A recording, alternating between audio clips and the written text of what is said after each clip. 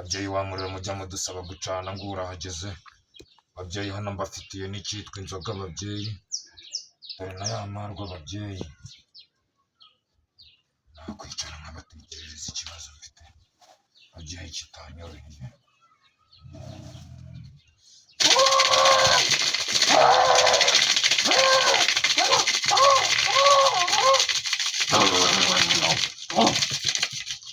Ababyeyi ntabwo byoroshye rero.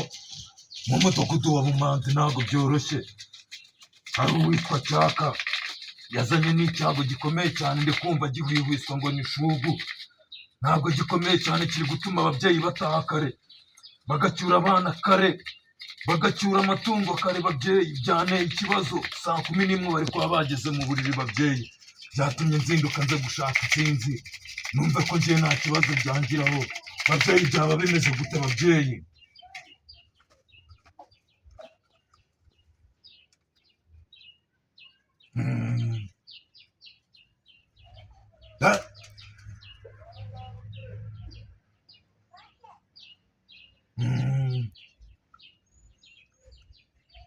Ibyo ndabyumva babyeyi,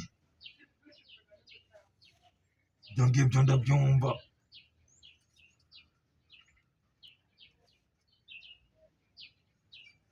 Murakoze cyane, murakoze cyane. Oya ndabyumva, ni ukugira ibanga. Awe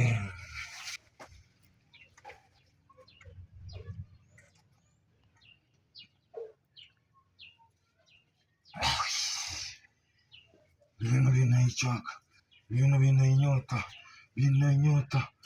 Wowe ntabwo byoroshye cyane, we ntabwo byoroshye, ndabyumvise. Ibintu bitumye nzungera, ndazubaye. Ibintu ni ibintu bikomeye cyane. Bigendemo gakeya, nitonda ndapfa. Reka nshwekure ngende, nta kintu bidusaba kugendesha.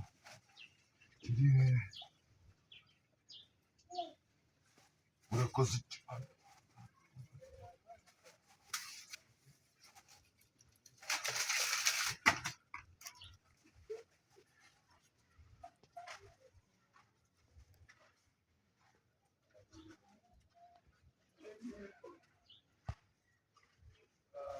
Mana we, iki kintu mbonye ahangaha, niba atari fugu ni umupfumu.